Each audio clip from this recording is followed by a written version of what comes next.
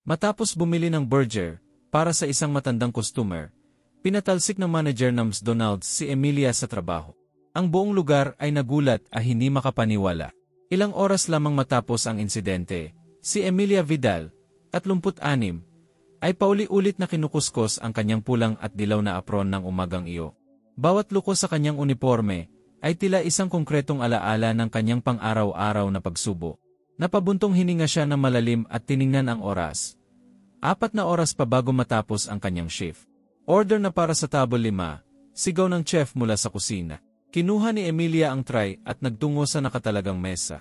Ang kanyang isip ay lumipad sa kanyang anak na si Maria, 17, na malamang ay kakauwi pa lang mula sa eskwela. Umaasa siyang naalala ni Mar ang kanyang gamot para sa hika. Ang kanyang mga alalahanin ay lumipat din sa kanyang ina, si Ginang Vidal, na ang tumataas na mga bayarin sa kalusugan ay palaging sanhi ng stress. Nandito na po si Enjoy, malugod na sabi ni Emilia. Ang kanyang ngiti ay pagod ngunit taos puso, habang iniabot ang tray sa isang lalaking nasa edad 40. Pagbalik niya sa service counter, napansin niya ang isang matandang lalaki na nakapasok lang. Hawak nito ang tungkod at nagmamasid sa menu, halatang litong-lito. Magandang hapon po, sir. Paano ko po kayo matutulungan ngayon? Mahinahong tanong ni Emilia. Pumitig ang matandang lalaki sa kanya. Ang mga matay puno ng luha, at may bahagyang ngiti sa kanyang mukha. Magandang hapon din, iha. Pwede bang makakuha ng kape, at isang maliit na burger? Wala pa akong kinakain simula kaninang umaga. Umango si Emilia na may pag-unawa, at nagsimulang kunin ang order ng matanda. Nang oras na para magbayad, nanginginig ang mga kamay ng matanda, habang binibilang ang ilang barya mula sa kanyang bulsa. Patawad po, nang sabi niya, ang boses ay puno ng hiya. Mukhang kulang ang pera ko, akala ko sapat na. Pasensya na, alis na lang ako. Nararamdaman ni Emilia ang isang bugso ng awa. Agad siyang kumuha ng kanyang pitaka. Huwag po kayong mag-alala, sir, ako na po ang bahala. Mahinang bulong niya habang dumudulas ang kanyang card sa payment machine. Nilignon siya ng matanda, ang ekspresyon ay puno ng hindi inaasahang pasasalamat at ginhawa. Ayos lang po, walang problema, sagot ni Emilia na may banayad na ngit. Lahat tayo ay nangangailangan ng kaunting pulong minsan. I-enjoy niyo po ang inyong pagkain at huwag na pong isipin pa habang umupo ang matanda sa kalapit na mesa. Ang kanyang mga mata ay puno ng luha. Tinitigan siya ni Emilia saglit. Ang kanyang puso ay napuno ng kasiyahan ngunit may halong kaba. Alam niyang hiyap ang kanyang sariling kalagayan, ngunit hindi niya matiis ang ideyang may ibang tao na nagugutom. Hindi alam ni Emilia, si Lindro, isa niyang katrabaho, ay nasaksihan ang buong pangyayari mula sa kabilang rehistro. May kakaibang ngiti sa kanyang mukha, habang nagtungo sa opisina ng manager. Ang natitirang oras ng shift ni Emilia ay lumipas ng maayos. Habang naglilinis ng mga mesa, tinawag siya ni Miguel, ang manager na mukhang mahigpit sa kanyang opisina. Emilia, kailangan natin mag-usap, sabi nito habang isinasara ang pinto. Binalot ng tako si Emilia. Kilala niya ang tunog na iyon at karaniwan ay nangangahulugang may problema. May problema po ba, Mr. Miguel? Ipinaabot sa akin na ikaw ang nagbayad para sa pagkain ng isang customer gamit ang sarili mong pera. Tama ba ito? Nagulat si Emilia at nag-atubiling sumago. Opo, sir. May isang matandang lalaki na walang pambayad sa kanyang pagkain. Hindi ko po kayang panoorin siyang umalis na gutom. Humugot na malalim na hininga si Miguel. Emilia, habang pinahahalagahan ko ang iyong malasakit, nilalabag nito ang mga patakaran ng aming kumpanya. Hindi namin maaaring payagan ang mga empleyado na magbayad para sa mga customer dahil pinapalabo nito ang aming mga tala ng pananalapi at maaaring magdulot ng potensyal na pang-abuso. Pakiusap, Ginoong Miguel, minsan lang po ito. Pinapangako ko po na hindi na ito maulit. Pagsusumamo ni Emilia. May bahid ng desperasyon ang kanyang boses. Ikinalulungkot ko, Emilia, nakapagbigay na kami ng mga babala noon. Kabilang na ang pagiging huli mo na naugnay sa mga isyu sa kalusugan ng iyong ina. Mahigpit na ipinapatupad ng aming kumpanya ang mga patakaran nito. Sa kasamaang palad, wala akong magagawa kundi wakasan ang iyong trabaho. Para itong suntok na dumapo kay Emilia, pero pakiusap, Ginoong Miguel, kailangan ko talaga ang trabahong ito para sa anak ko, para sa nanay ko, pagsusumamo niya. Ngunit iniabot na ni Miguel ang isang sobre na naglalaman ng huling sahod niya. Ikinalulungkot ko, Emilia. Pakilinis na lamang ang iyong locker At isa uli ang iyong uniforme bago ka umalis. Nanghihina ang mga tuhod ni Emilia habang lumalabas ng opisina. Pinipigilan niyang tumulo ang kanyang mga luha. Ayaw niyang magpakita ng kahinaan doon. Pagkatapos kunin ang kanyang mga gamit at magpalit mula sa uniforme, lumabas siya sa likurang pintuan ng restoran. Pagkalabas niya, nagsimulang bumuhos ang mga luha na kanina pa niya pinipigil. Ang mga alalahanin tungkol sa kanyang kinabukasan, edukasyon ng kanyang anak, at pangangalaga sa kalusugan ng kanyang ina, ay patuloy na bumabalot sa kanyang isipan habang naglalakad papunta sa hintayan ng bus. Kinwestiyon ni Emilia ang kanyang desisyon. Sulit ba ang naging kapalit ng kanyang ginawang pagtulong? Pansamantalang naliman ang kanyang isipan ng pagdududa, ngunit nang maalala ang pasasalamat sa mga mata ng matandang lalaki, siya'y panata. Kabila ng mapagsubok, hindi siya nagsisi sa kanyang kabutihan. Huminga na malalim at hindi pantay na hininga. Sumakay si Emilia sa bus, hindi sigurado sa hinaharap. Ngunit handang harapin ito ng may parehong tapang at kabaitan na palagi niyang ipinapakita. Habang dumaraan ang lungsod, inahintulutan niyang maging marupok sa sandaling iyon. Nagiging handa na ibalita ang hindi magandang pangyayari sa kanyang pamilya. Hindi alam ni Emilia na ang kanyang simpleng pagkilos ng kabutihan ay magbubunsod ng isang seye ng mga pangyayari na magbabago ng takbo ng kanyang buhay. Ang mga hindi nakikitang puwersa ng tadhana ay gumagalaw na, naghahanda na baguhin ang kanyang kalagayan sa mga paraang hindi pa niya mawari. 2 linggo matapos siyang tanggalin mula sa McDonald's, nakaupo si Emilia sa maliit na mesa sa kusina ng kanyang apartment. Binabasa ang mga anunsyo ng trabaho sa dyaryo at umiinom ng malamig na tahimik ang apartment. Tanging ang ritmo ng tiktik ng orasan sa dingding at paminsan-minsang buntong hininga ni Emilia ang narinig. Habang nasa paaralan si Maria, masigasig siyang nagpapadala ng mga resume sa iba't ibang potential na employer, mula sa mga fast food hanggang sa mga tindaha. Ngunit wala pa siyang natatanggap na tugon. Dumarami ang mga bayarin sa mesa.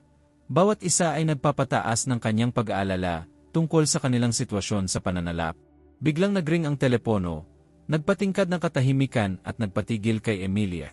Nagmamadali siyang sinagot ito, umaasang may balita tungkol sa kanyang mga aplikasyon. Hello, ito ba si Ginang Emilia Vidal? Tanong ng isang boses na lalaki sa kabilang linya. Opo, ako ito. Paano po ako makakatulong? Ako si Roberto Vidal. Ako ang nagmamay-ari ng McDonald's na pinagtrabahuhan mo. May mahalaga akong nais talakayin sa iyo. Maaari ba tayong magkita ngayon? Nagkaroon ng kaunting nerbiyos at pananabik si Emilia. Ang mismong may-ari ng prangkisa. Bakit kaya niya nais makipagkita? Siyempre, Ginoong Vidal. Saan po tayo magkikita?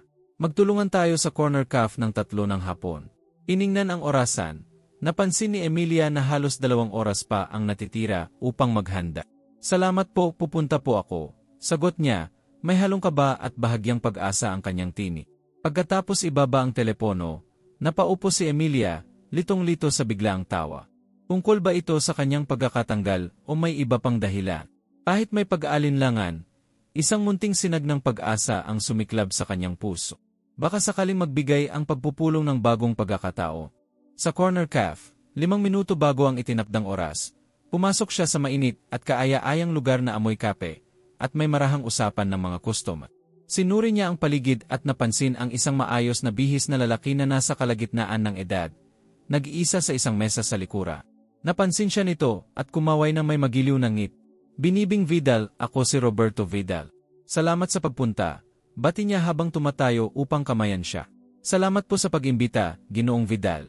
Sagot ni Emilia, ramdam ang init ng kanyang ngiti. Habang nagbalik siya ng pakikipaggama. Naupo silang dalawa at agad lumapi ang isang waiter upang kunin ang kanilang order. Matapos magkaroon ng inumin, sinimulan ni Roberto ang usapan ng may layuni. Binibining Vidal, tinawag kita ngayon dahil may mahalagang bagay akong nais ipag-usapan. 2 linggo na ang nakalilipas sa McDonald's. Tinulungan mo ang isang matandang customer sa pamamagitan ng pagbabayad ng kanyang pagkain. Naalala mo ba ang insidenteng iyon? Umango si Emilia. Nabuhay ang alaala ng araw na iyon, kasama ang pagkakatanggal niya. Opo, naalala ko, marang tugon niya. Nagbigay ng mahinahong ngiti si Roberto. Ang matandang lalaking iyon ay ang aking ama. Sandaling nagulat si Emilia. Ang inyong ama? Hindi ko po alam. Alam ko, at iyan mismo ang dahilan kung bakit kapuri-puri ang iyong ginawa. Kumilos ka na may kabutihan ng walang inaasahan. Patuloy ni Roberto, humihinto sandali upang uminom ng kanyang cup. Ang aking ama ay mayroong early stage na Alzheimer. Paminsan-minsan siya ay lumalabas para maglakad at nagiging medyo nawawala sa sarili. Nang ikwento niya sa akin ang iyong kabutihan, lubos akong naantig. Masaya akong nandoon ako upang makatulong, Ginoong Vidal, sagot ni Emilia. Nakakalungkot tong marinig ang kalagayan niya. Salamat, ani Roberto, ngunit may higit pa. Alam ko na natanggal ka dahil sa insidenteng iyo. Ay lubos na ikinadismaya ko. Hindi ito ang uri ng pamumuno na nais ko sa aking negosyo.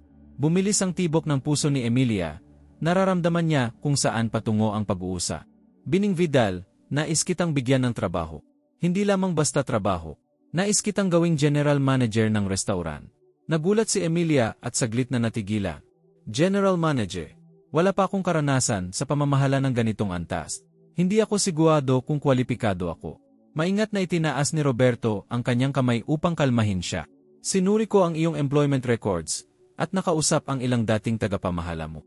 Kilala ka bilang masipag, ethical, at may malasaki. Ito ang mga katangiang hinahanap ko sa isang pinuno.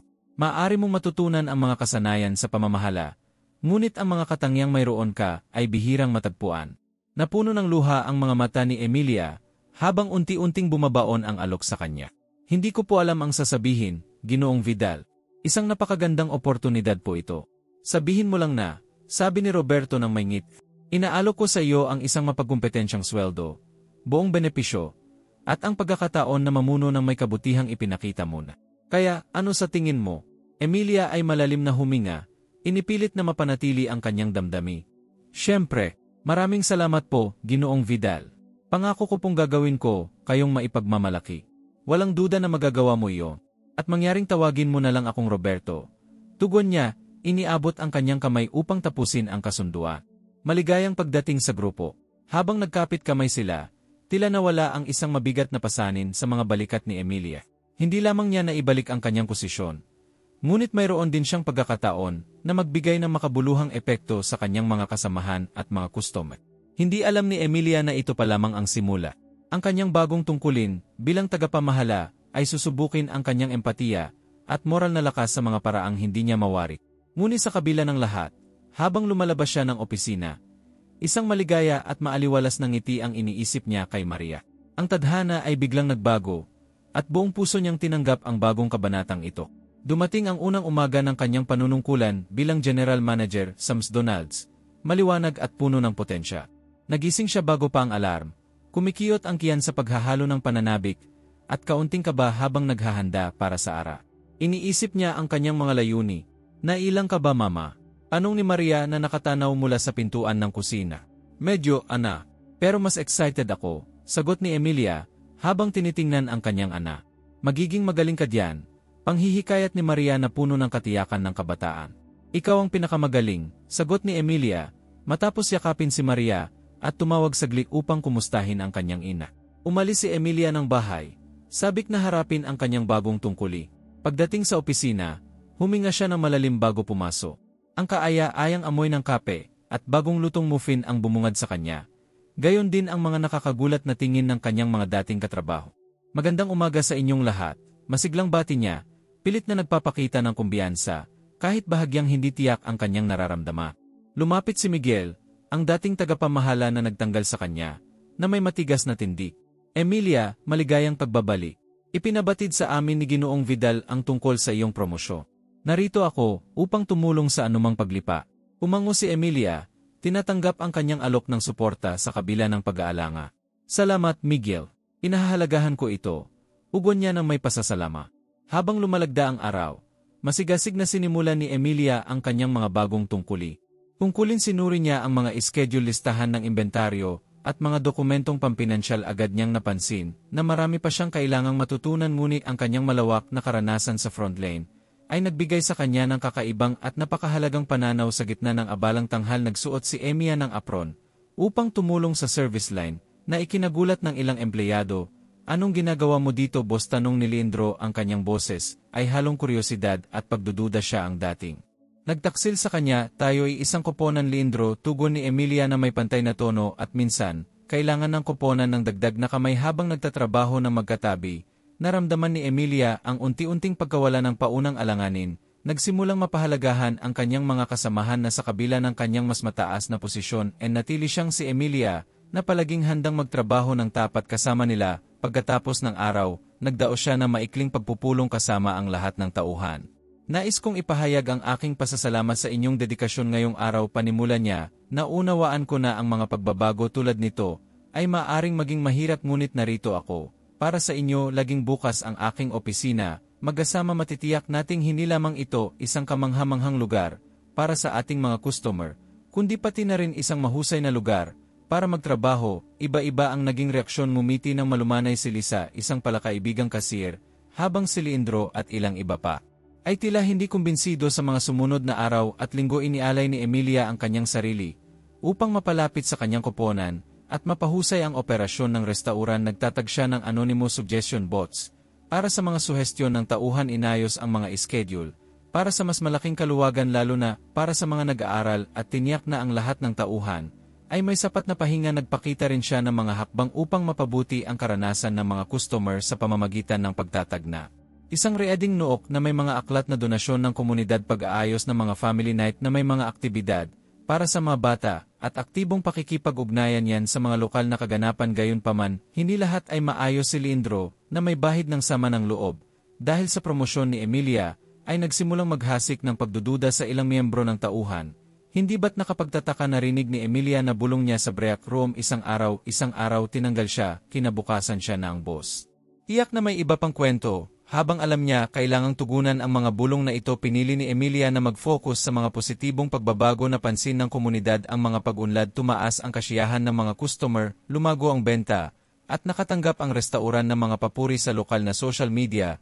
Isang tahimik na hapon, habang nagtatapos si Emilia sa kanyang opisina, lumapit si Lisa ng may pag-aalinlangan. Ano po yon, binibiling Vidal? Nagsimula siya sa kanyang pagpasok sa restauran agad na napansin ni Emilia ang isang tao sa pintuan. Si Hinoong Vidal, ang matandang lalaking minsan niyang tinulungan, mukhang nalilito at may bahagyang pagkabalisa. Nasaan ang anak ko? Tanong niya. Ang boses niya ay nagdulot ng kaguluhan sa mga customer na tumingin sa kanya na may habag at kaba. Hindi nag-atubiling lumapit si Emilia. Ginoong Vidal, naalala niyo po ba ako? Ako si Emilia, ang tagapamahala rito. Pumunta po tayo sa aking opisina at maaari nating tawagan ang inyong anak mula doon. Mungkahin niya na may kabaitan. Ang mukha na matanda na natatabingan ng kalituhan ay bahagyang lumambo sa kanyang nakakapagpakalma. Giti maamo siyang sumunod papunta sa kanyang opisina. Sa loob, binigyan siya ni Emilia ng isang baso ng tubig at tinawagan si Roberto. Habang hinihintay ang pagdating nito, kinausap niya si Hinoong Vidal tungkol sa restauran at mga kwento ng kanyang kabataan. Pagdating ni Roberto, bumungad sa kanya ang kanyang ama na masaya at kausap si Emilia habang kumakain ng burger. Emilia, hindi ko maipahayag ang sapat na pasasalamat ko, ani Roberto. Labis na naantig, wala pong anuman tugon niya, na may banayad ng ngiti. Ginagawa ko lang ang gagawin ng sino man. Matapos ihatid ni Roberto ang kanyang ama pauwi, muling bumalik si Emilia sa masiglang kapaligiran ng restauran na sa kanyang ginhawa. Tila mas maayos na. Lumapit si Lisa na may ngiti. Gumagana na uli ang mga sistema, anunsyo niya, at pinuri ng health inspector ang ating opera. Sinabi niya na isa ito sa mga pinakamagandang pamamahala na kanyang nakita. Naramdaman ni Emilia ang isang bugso ng pagmamalaki at pagpapahalaga sa kanyang koponan. Magaling na trabaho. Lahat hindi natin nairaos ang araw na ito nang hindi ang bawat isa sa inyo ay nag-ambag habang nagsasara. Para sa gabi, napansin ni Emilia si Leandro na nagtatago sa isang sulok, pabulong na nagsasalita sa kanyang telepono. Narinig niya ang ilang bahagi ng pag-uusap, o hindi ito nagtagumpay na pamahalaan niya ang lahat ng napakagaling. Isang panginginig ng kaba ang bumalot sa kanya. May pinaplano ba si Leandro laban sa kanya? Kanino? Buo ang kanyang loob na harapin ng isyu. Pinlano niyang seryosong kausapin si Leandro. Kinabukasan, determinado siyang hindi hayaang masira ng kapaitan at negatib ang kanilang mga nakamit. Habang isinusuot ang kandado, pinag-isipan ni Emilia ang araw. Sa kabila ng mga balakid, ito ay naging isang kiyak na pagsubok ng kanilang katatagan na matagumpay nilang nalampasan. Ngunit hindi niya alam ito pa lamang ang simula. Mas malalaking hamon ang nagbabantang dumating. Handang ipagsapalaran ang kanyang karera at lahat ng kanyang pinanindigan sa huling sulyap sa kanyang restauran. Umuwi si Emilia, walang kamalay-malay sa mga darating na pagsubok na naghihintay sa kanya. Narinig ni Emilia ang umagang bumungad sa kanya ng madilim at basang kalangitan na mistulang sumasalamin sa kanyang nararamdaman ka ba sa pagharap kay Leandro. Dumating siya sa restaurant na mas maaga sa itinakdang oras na malayuning maglinaw ng mga bago magsimula ang araw ng negosyo. Leandro, may iba tayong mag-usat sa opisina ko. Iminungkahi niya nang pumasok si Leandro na bigla, at halatang pagod pumayag si Leandro, at sumunod sa kanya sa loob ng opisina. Isinara ni Emilia ang pinto, at umupo sa likod ng kanyang mesa pilit na nagmumukhang kalmado sa kabila ng kanyang nararamdaman. Leandro, mukhang hindi ka masaya, Blake. Naging manager ako, panimula niya, pinahahalagahan ko talaga ang iyong mga opinyon at dedikasyon dito, ngunit kailangan kong malaman kung may partikular na isyong dapat nating harapin. Nag-ayos si Leandro sa kanyang upuan. Halatang hindi komportable. Emilia, hindi ko alam kung ano ang ibig mong sabihin, ayos lang ako. Habang nakatingin ng diretso, nagpatuloy si Emilia, narinig kita kagabi sa telepono. Leandro, malinaw na may bumabagabag sa'yo, pahahalagahan ko ang iyong katapatan. Nagulat si Leandro saglit. Ngunit agad na bumalik sa kanyang pag-aayos. Wala talaga iyon, personal lang na usapan ko sa kaibigan. Biglang natigil ang kanilang pag-uusap and may kumatok sa pinto. Lumitaw si Lisa, mukhang balisa. Emilia, may isang lalaki dito na gustong makipag-usap. Essay na madalian, anunsyo niya. Sige, pag-usapan natin ito mamaya, Leandro, sabi ni Emilia. Habang tumatayo, paglabas ng opisina, hinarak siya ng isang estranghero na nakasuot ng suit. Miss Vidal, ako, si Detective Martinez. Kailangan nating pag-usapan ang ilang natuklasang pagkakaiba sa panal dito, anya. Isang alon ng kaba ang bumalot kay Emilia. Mga pagkakaibang pinansyal, umiling si Detective Martin na may seryosong ekspresyon. Musika, ikinakalakal, tandaan na maling paggamit ng pundo, at pag-iwas sa buwis sa mga nagdaang buwan. Kailangan namin ang iyong buong pakikipagtulungan sa aming investigasyon. Habang parang umiikot ang kanyang mundo, umasa si Emilia sa krisis na nagagana. Suriin niya ang mga pinansyal na tala na magsimula siya bilang manager, ngunit wala siyang nakitang anumang problema. Hanggang ngayon, Detective, buong buo ang aking pakikipagtulungan, tugon ni Emilia. Matatag ang boses sa kabila ng kaguluhan sa loob. Pumunta tayo sa aking opisina para talakayin ito ng mas maigi.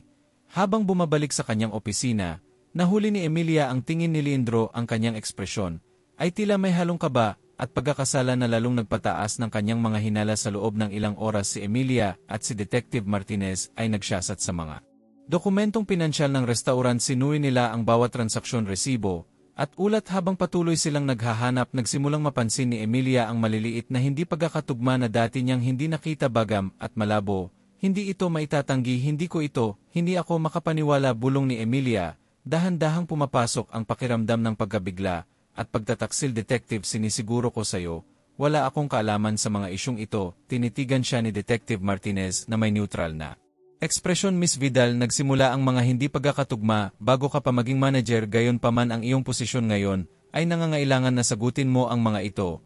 Naunawaan ang bigat ng sitwasyon. Tumango si Emilia. Gagawin ko ang lahat ng kinakailangan upang matukoy ang punot dulo nito. Buong tapang niyang sinabi nang umalis ang detective. Nga kung may mga susunod pang pagtatanong, natili si Emilia sa kanyang opisina. Mabilis ang pagtakbo ng kanyang isip. Paano niya nakaligtaan ang mga senyales na ito? Sino kaya ang may kagagawan? Ang narinig niyang bahagi ng usapan ni Leandro ay tila may kaugnayan na ngayon sa mga pagkakaibang ito sa pinansyal. Dala ang kanyang trabaho, reputasyon, at ang integridad ng restaurant. Determinado si Emilia na malaman ang katotohanan. Nilubos niya ang pagsuri sa mga talaan ng pananalapi. Pinag-aaralan ng bawat piraso ng datos para sa mga ebidensya. Hindi niya namalayan ang paglipas ng oras. Habang nagtrabaho siya buong gabi, sarado ang restaurant at binalok ang dilimang lungsod. Isang tawag sa telepono ang pumukaw sa kanyang atensyon. Ang kanyang anak na si Maria. Nanay, ayos ka lang ba? Napakgabi na, at naisip ni Emilia kung gaano kay bahala si Maria, kaya't inisip niyang kailangan niyang giyakin sa anak na ligtas siya.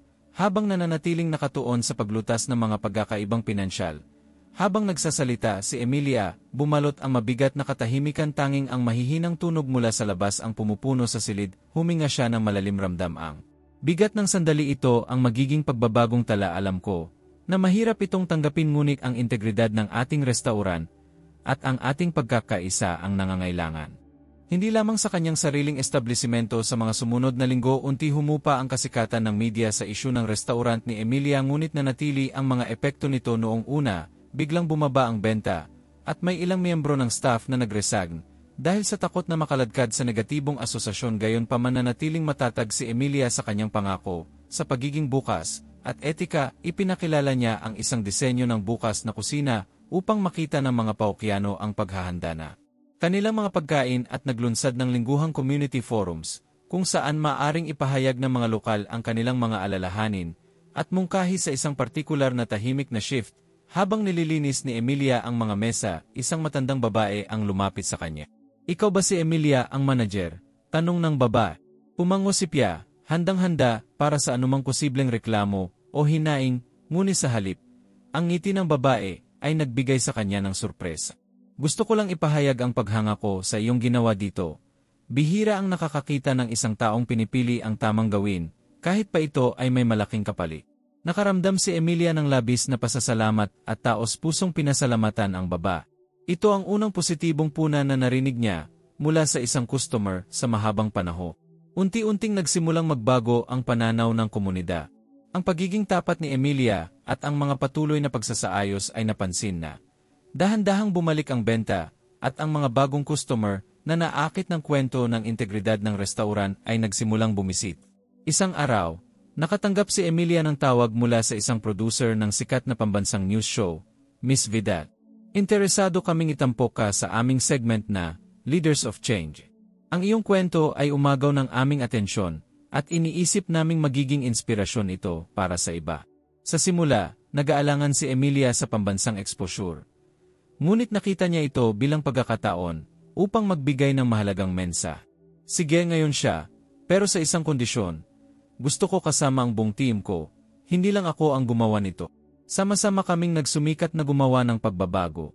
Sa araw ng panayam, abalang-abala ang restaurant sa mga paghahanda, puno ng mga kamera queue at kagamitan ang dining area. At ang team ni Emilia, na suot ang malilinis na uniforme, ay nag-aabang ng kinakabahan na tagapanayam. Isang babaeng nasa katanghalian ng edad na may banayad ngunit masusing titik. Sinimulan ng pag-uusap ni Emilia Vidal. "Gumawa ka ng isang hakbang ilang buwan na ang nakakaraan na itinuturing ng marami bilang pagpapakamatay sa negosyo. Ano ang nag-udyok sa iyo na ilantad ang mga pagkakaiba sa pinansyal ng iyong restaurant?" Huminga na malalim si Emilia at sumagot. "Isa itong mahirap na desisyon ngunit mahalaga. Palagi kong pinaniniwalaan na ang katapatan at integridad ay mahalaga, hindi lamang sa negosyo, kundi sa lahat ng aspeto ng buhay. Hindi namin maitatag ang hinaharap sa hindi matibay na pundasyon." Nagpatuloy ang panayam kung saan tinalakay ni Emilia ang mga hamon na hinarap nila at ang sama-samang pagsisikap upang mapagtagumpayan ang mga ito. Sinabi ni Lisa kung paano nakapagpasa ang pagiging bukas. Si Lindro, bagamat halatang kinakabahan, ay ibinahagi ang kanyang kwento ng pagtubos. Tanungin tungkol sa hinaharap, ngumiti si Emilia. "Ang layunin namin ngayon ay hindi lamang magpatakbo ng matagumpay na restaurant, kundi maging mabuting kapitbahay. Nais naming magtakda ng pamantayan para sa etikal na mga pamamaraan ng negosyo na pinatutunayan din kapakipakinabang." Ang segment ay ipinalabas makalipas ang isang linggo at nagdulot ito ng agarang ingay, puno ng positibong puna. Ang social media at ang hashtag na #ethicalleadership ay naging trending. Nakakita ang restaurant na malaking pagtaas sa mga paokyano. May ilan pang dumarayo mula sa malayo upang suportahan si Emilia at ang kanyang team. Bukod dito, nagsimulang makatanggap si Emilia ng mga imbitasyon mula sa iba pang mga lider ng negosyo na nais ng gabay sa pagpapatupad ng mga etikal na kasanayan sa kanilang operasyon. Dahil sa kahangahangang mga pangyayari, iminungkahi ni Roberto na itaas si Emilia sa posisyong tagapangasiwa ng etika at social na responsibilidad sa buong prangkisa. Ngunit pagkatapos na maingat na pag-iisip, pinili niyang tanggihan ito. "Salamat sa alok, Roberto," tugon ni Emilia.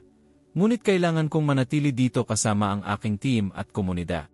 Marami pa kaming kailangang gawin." Isang taon matapos magpasyang ihayag ni Emilia ang katotohanan, ipinagdiwang ng restaurant ang anibersaryo ng kanilang pagiging bukas sa publik. Ang lugar ay puno ng mga customer, staff, at lokal na residente na nagbabahaginan ng mga kwento at masayang nagsasalo-salo. Sa gitna ng kasiyahan, nilapitan siya ni Maria, luha ang namumuo sa mga maa. "Nanay, sobrang ipinagmamalaki kita," sabi niya habang niyayakap si Emilia ng mahigpit. "Binago mo ang napakaraming buhay, pati na ang akin." Habang nakaramdam ng labis na emosyon, nilibot ni Emilia ang kanyang tingin sa sili. Napansin niyang si Lisa ay nakikipagbiruan sa mga suki. Si Lindro ay maingat na nagtuturo sa isang bagong miyembro ng team. At si Hinoong Vidal ay nakikipag-usap ng masigla sa ama ni Robert.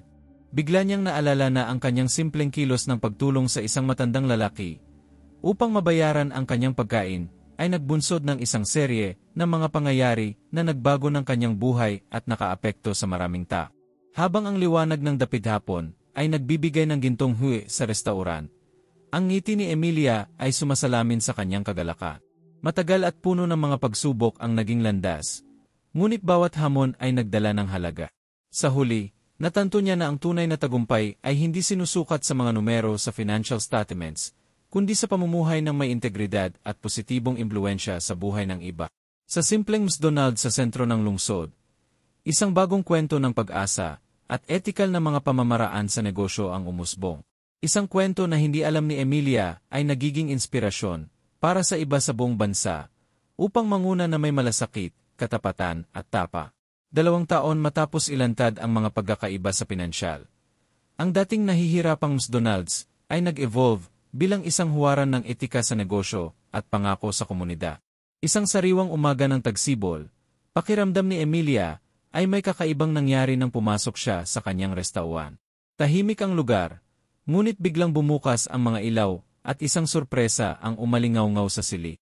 Ang mga staff, kasama sina Roberto, Maria, Hinoong Vidal, at ilang regular na suki, ay nag-ipon sa gitna ng mga lobo at banet.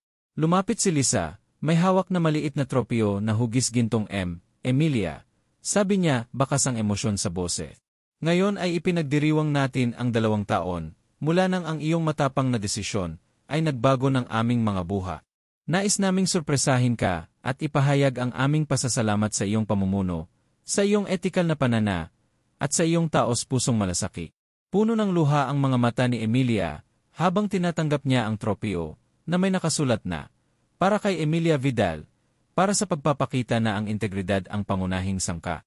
Matapos niyang magpasalamat, bumukas ang pintuan ng restaurant at pumasok ang isang maayos ang bihis na lalaki kasama ang isang film crew. Ito ang C ng McDonald's ni Nationwide. Vidal bati nito habang iniabot ang kamay. Nandito ako ng personal upang ipaabot ang aking pagbat. Ang iyong mga aksyon ay nagsilbing inspirasyon sa isang alon ng pagbago sa buong aming organisasyon. Nais naming malaman na ang iyong halimbawa ay nagbunsod amin na magpatupad ng mga bagong patakaran tungkol sa etika at pagiging bukas sa lahat ng aming mga lokasyon sa buong bansa. Bumilis ang tibok ng puso ni Emilia. Hindi niya kailanman inasahan magiging malawak ang epekto ng kanyang desisyon. Bukod dito, dagdag pa ng C, nais ka naming alukin ang pamumuno sa bago naming itinatag na Department of Ethics and Corporate Social Responsibility. Ang iyong integridad at karanasan ay napakahalaga, habang naghahangad kami ng isang mas etikal na hinahara. Habang amdam ang pag-apaw ng damdamin, nilibot ni Emilia ang silid na puno ng mga mukha ng pag-asa, ang kanyang tiim, ang kanyang pamilya, ang kanyang mga paokyan. Lubos akong pinararangalan ng alok na ito at naisip para sa isang mahalagang posisyon. Gayunpaman, ang aking debosyon ay naririto pa rin sa aming komunidad at sa team na ito. Nagsama-sama kaming lumikha ng isang bagay na kamangha-mangha at naniniwala akong marami pa tayong magagawa rito. Umango ang C, na tila handa na sa kanyang pagtanggi. Naiintindihan ko, Emilia. Kaya naman may isa pa akong mungkahi. Paano kung pangunahan mo ang isang pilot program dito mismo? Maaari mong ipatupad ang iyong mga pamantayan sa etika sa lokal, at kung magtagumpay, ilulunsad natin ito sa buong bansa. Ang pamamaraan na ito ay magpapahintulo sa iyo na manatili sa iyong komunidad habang nakapag-aambag ng mas malawakang epekto. Nagnininging ang mga mata ni Emilia sa posibilidad. Mukhang perpekto yan, sagot niya na may pananabi. Ang kanyang pagtanggap ay sinalubong ng palakpakan at masigabong pagbat. Agad na niyakap siya ni Maria, habang pinagmamasdan ni Ginoong Vidal na puno ng pagmamalak. Sa mga sumunod na buwan, ang restaurant ni Emilia ay naging test bed para sa mga ethical na pamamaraan.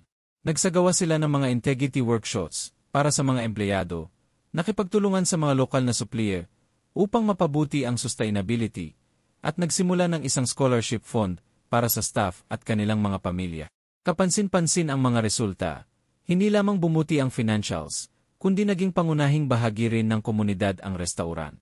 Ang mga kalapit na negosyo ay humihingi ng payo sa pagpapatupad ng katulad na etikal na mga pamantaya. Isang araw, habang pinangangasiwaan ni Emilia ang isang event ng charity para sa mga kabataan, inabot niya ang isang liham mula sa isang lokal na organisasyon. Emilia, nais naming magpasalamat sa iyong walang kapantay na kontribusyon sa pagbuo ng mas etikal na komunidad. Ang iyong kwento ay nagsisilbing ilaw para sa marami, At ang mga hakbang na ginawa mo ay nagbigay inspirasyon sa buong industriya.